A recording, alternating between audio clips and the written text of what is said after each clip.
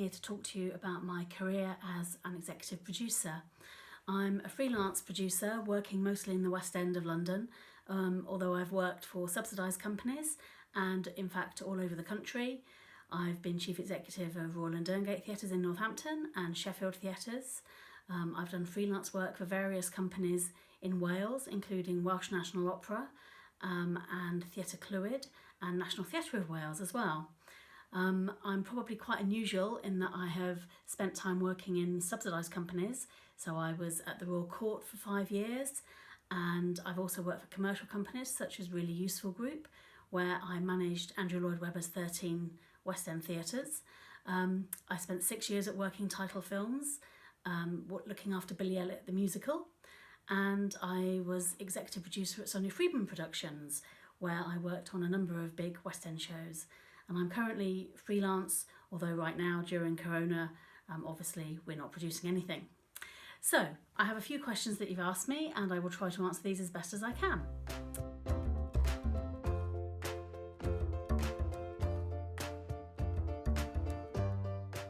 What advice would you give for a young person pursuing a career in producing?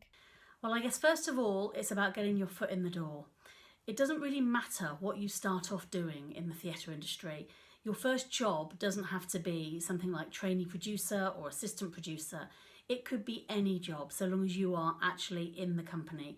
It could be stage doorkeeper or admin assistant or marketing officer or fundraising assistant or follow spot operator or dresser, usher, sound assistant, finance officer. There are so many jobs. The important thing is that you get yourself through the door. A quick note here, there's a website called getintotheatre.org, and there are loads of jobs on there, loads of information about the various career paths into the industry, the kind of things you can do to make yourself more attractive to an employer. And on that note, so I'm assuming that you're kind of thinking about the fact that you want to work in theatre for a living. What I would say is that if you are a young person still in education or at college, immerse yourself in whatever theatre you can find. Join your local youth theatre, do A-level, study it at college, at university, join the theatre club or society at your college. If you're going to get a bar job to help pay your way through college, make it a bar job in your local venue. Find out what Saturday jobs they might have going or holiday jobs. So for example, does your local theatre maybe have a shop that sells programmes and merchandise, and do they need extra help on a Saturday or during the holidays? Offer to help out at your local venue. So if you have an arts centre near where you live, whether it's amateur or professional, try and volunteer there. And basically just try and grab every single opportunity that you can to spend your time in the theatre. Read plays, see shows, volunteer for a theatre company, volunteer for a producing company. It doesn't have to be based in a building. My main advice would be show a prospective college or a prospective employer that you have done everything in all your time to date to spend time working on the thing that you want to work on. In other words, a career in the theatre industry. As a producer, how are you involved in developing new productions? So the producer is the person that pulls everything together. It could be that you've commissioned the script, you might have put the creative team together, you do all the deals and the contracts, you develop the production from scratch. So for example, a big new musical could be in development for several years before the first production of it actually happens. You'll be doing workshops, you'll be making sure the material works, you'll be pulling together the creative team, you'll be looking at initial designs, and this could all be happening for literally years before you actually get it onto the stage. I've spent years developing some musicals which actually never made it. So for example, Bridget Jones the musical with music by Lily Allen, we worked on that for years and years and spent a lot of money, but sadly it never actually came to happen. If it's a play, then you could be working with a dramaturg to work with the writer on making the script as best as it could possibly be. Other areas that you're involved with are casting, choosing the venue, employing the staff, creating the budget, raising the money, very important, managing the marketing and press, overseeing the production manager who's responsible for all the physical aspects of the show, so the set, costumes, props, lighting, sound, automation, projection. As a producer, you'd be in casting sessions, not necessarily every single one, but you're certainly there when the final casting decisions are made. You're at rehearsals, not necessarily in every rehearsal all day, every day, but you're in and out of the rehearsal room regularly, chatting with the director and the creative team, getting to know the cast. You're there for the run-throughs of the show in the rehearsal room. You're popping into the theatre during the get-in and the fit-up, making sure that everything's going okay and being supportive to your production manager. You're there all day and all night in the theatre during tech. I never leave during tech, I'm there the whole time.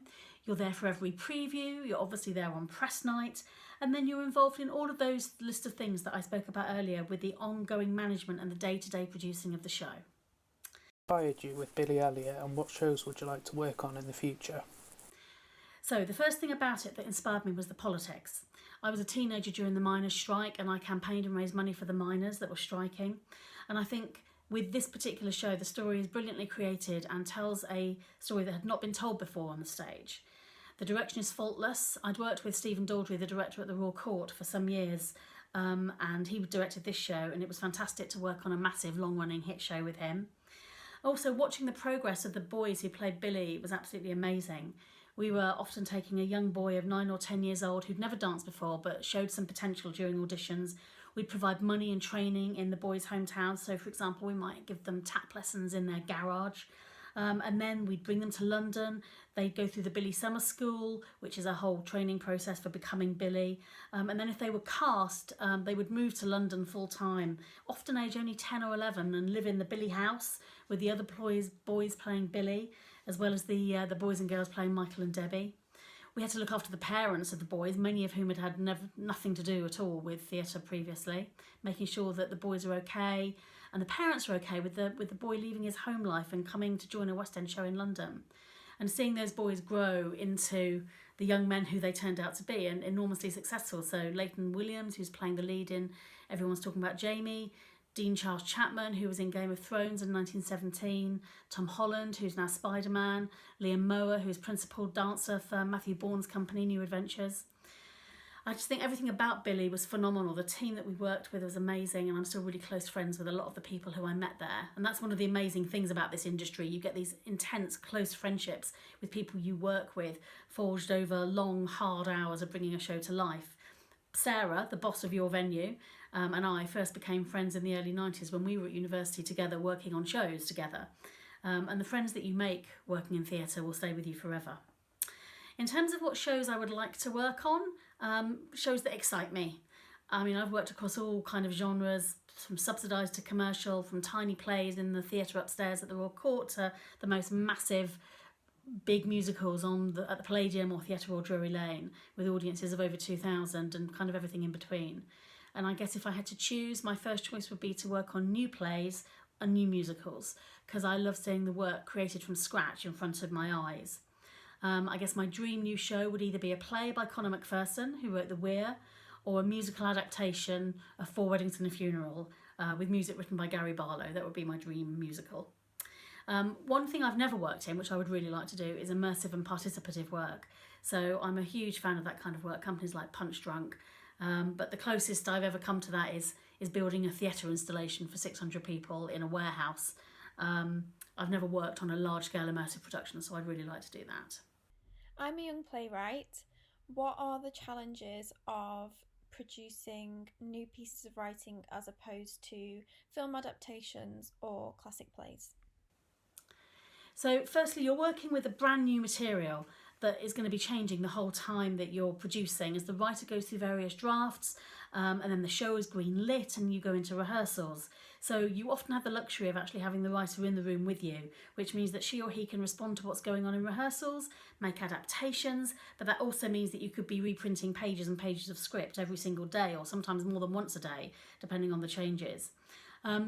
It's also good to know that having the writer in the room is brilliant, but it can sometimes be intimidating for the director and for the actors, because you're literally bringing the writer's baby to life. And say there was a scene that wasn't working and you wanted to say to the writer, I think you need to tweak that scene. That's quite a difficult situation to navigate and negotiate. You just have to be very delicate in how you handle things like that. I guess the other major challenge for new work is if the writer isn't well known, and there are not many playwrights living whose names will be recognised by the general public, then you have a much more difficult job of selling tickets. So if you're marketing a well-known play, you've got that name of the play as part of the mix that's known and audience will recognise, and that might lead to a ticket sale. But the reason why so few plays go straight into the West End and into a commercial life is because they don't have anything necessarily to sell them in terms of the title of the play. It's brand new. That is why a lot of new plays invariably have a star cast if they're going directly into the West End. But many new plays start off in the subsidised sector and then transfer to the West End if they've been successful and have got good reviews and a sold-out run behind them. Most stressful and enjoyable parts of your job? Well, stressful. You're often working on more than one production at once, and things are going to go wrong every single day. At the Royal Court, we were producing 22 plays a year, and just working on that many shows was quite intense and stressful, but enormously enjoyable as well. It was one of my favourite jobs there. When I was executive producer with Sonia Freeman Productions, at one point I was working on 5 massive shows at once. We had Hamlet with Benedict Cumberbatch at the Barbican, Bend It Like Beckham had just finished in the West End. We were wrapping up the finances of those 2 because they'd finished. We had Funny Girl with Sheridan Smith, that was opening. Harry Potter and the Cursed Child was in rehearsals, and Dreamgirls was in pre-production. And that was a stressful time because you might have all the capacity and energy in the world for a huge amount of work, and juggling many balls at once, but the workload on that was intense and probably in retrospect too much. On Billy Elliot, there was constant worry about keeping the boys who played Billy fit. There were 4 Billies at any one time. They did 2 shows a week and 2 standbys a week, but they were doing dance class or conditioning 5 days a week, plus 3 hours of schooling every day, plus living in the Billy house.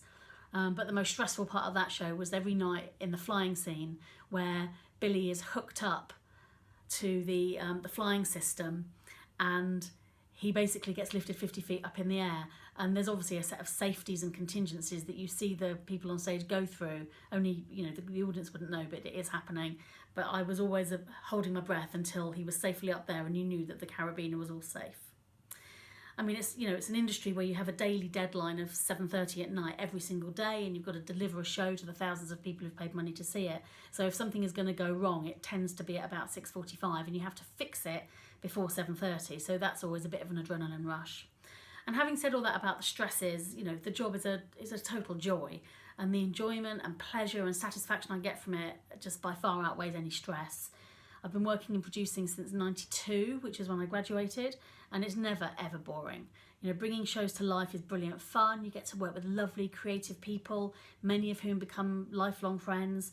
You laugh until you hurt. If you're lucky, you can travel the world. There are many parts of the process that are hugely enjoyable. The first day of rehearsals when everyone's getting together, it's like the first day of school, and there's a real feeling of we're off. You've got the cast there for the first time, the creative team are all together, you've got the set model being shown, and there's always a, oh my God, this is really happening moment. That's really exciting. I think you also are in the room for the last run in the rehearsal room before it hits the stage, and that can be thrilling. Last year when we did Death of a Salesman in the West End with Wendell Pierce in the starring role, it was just amazing being in that final run in the rehearsal room before we transferred to the theatre. It was phenomenal. It was just electric, and we just knew we had something very special on our hands. But my total favourite period of producing is during tech, when it all comes together and everything that's been happening in different places. So the rehearsal rooms, the costume fittings, the set building, the lighting and sound workshops, the automation and projection studios, it all comes together at once, and everyone's pulling together for the same aim on the same time scale. And just being in tech is just the best bit, and I've moved my whole office into the theatre for the entire period. You obviously get to celebrate on opening night, that's great fun. I think it's probably said too much. Everything about the job is enjoyable. I love it, I love all of it. I love the industry, I love the people I work with, the shows that I work on, the camaraderie, the audience reaction. Everything about it still thrills me, even though I've been doing it for nearly 30 years. So I hope this has given you an idea of what it's like to be producing and be responsible for shows, and I would strongly encourage you to go for it if that's what you think you want to do. Thank you.